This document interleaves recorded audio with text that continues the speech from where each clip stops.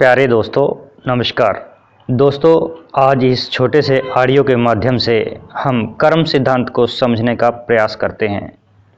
कर्म हम जो भी करते हैं या अनजाने जाने में हमारे से जो भी कर्म हो जाता है, उसका हिसाब किताब करने के लिए एक अलग ही शक्ति है, वही उसका न्याय करती है।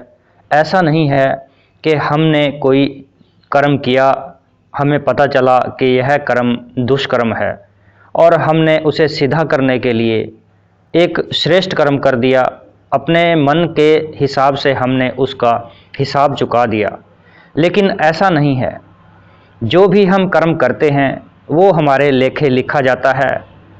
चाहे वह अच्छा कर्म है तो हमें अच्छा फल मिलेगा, चाहे वह बुरा कर्म है तो उसका हमें बुरा फल ही मिलेगा।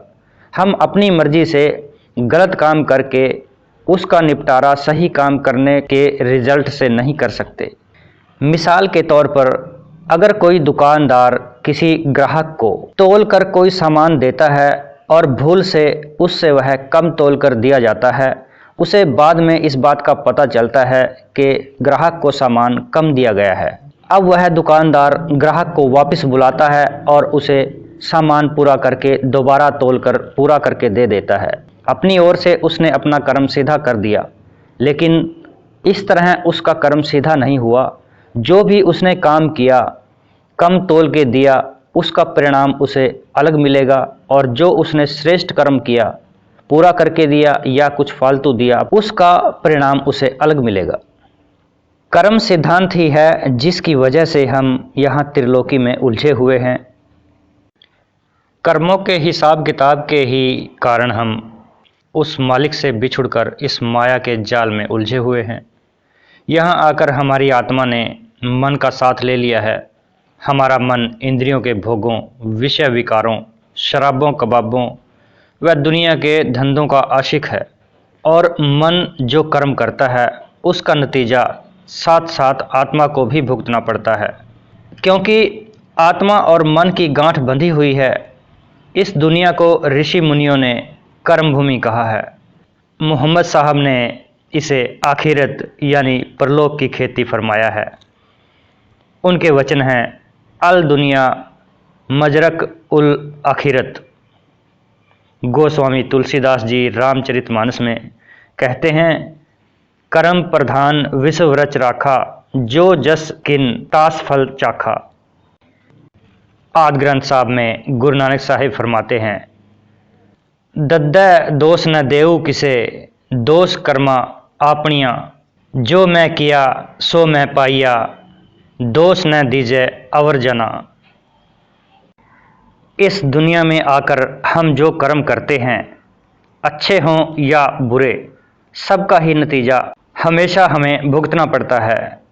जिस प्रकार किसान खेत में जिस वस्तु का बीज बीजता है उसी की फसल काटता है, इसी तरह इस त्रिलोकी में भी जो बीज हमारे द्वारा बोया जाता है वही फसल हमारे सामने आती है।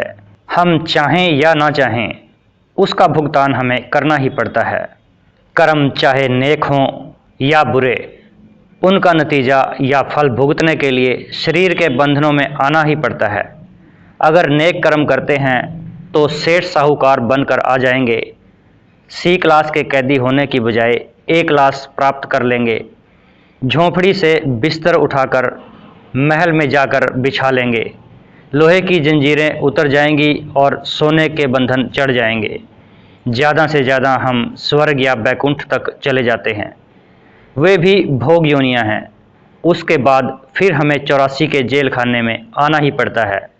और अगर बुरे कर्म करते हैं फिर तो नरक या 84 हमारे लिए तैयार ही रहती है।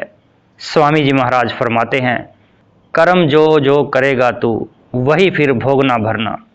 सार वचन में लिखते हैं, राजा हो या प्रजा हो, अमीर हो या गरीब, औरत हो या आदमी हो, हम सब दुनिया के जीव कर्मों के इस जाल में फंसे हुए हैं।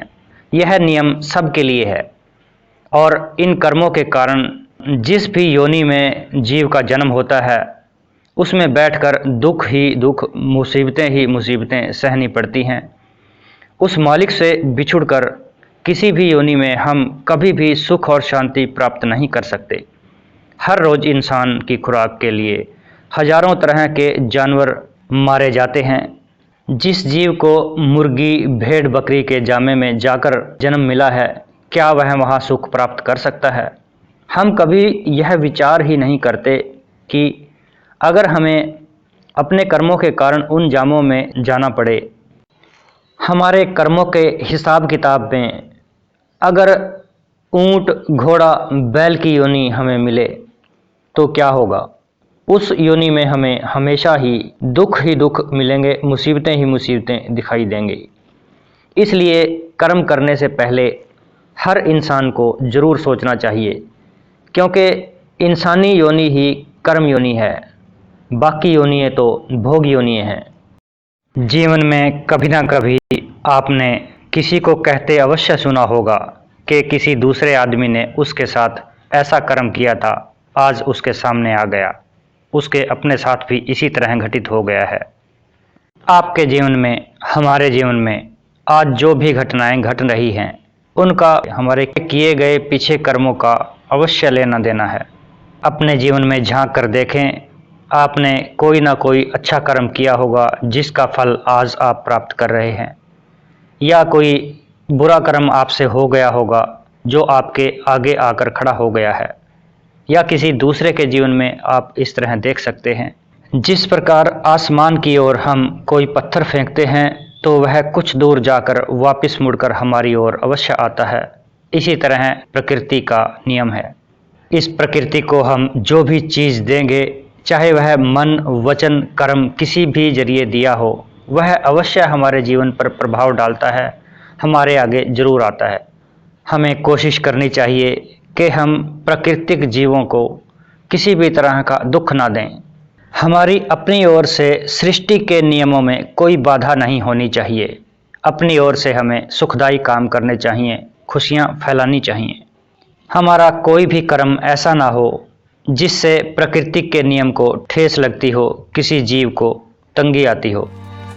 आज इतना ही। बहुत बहुत धन्यवाद।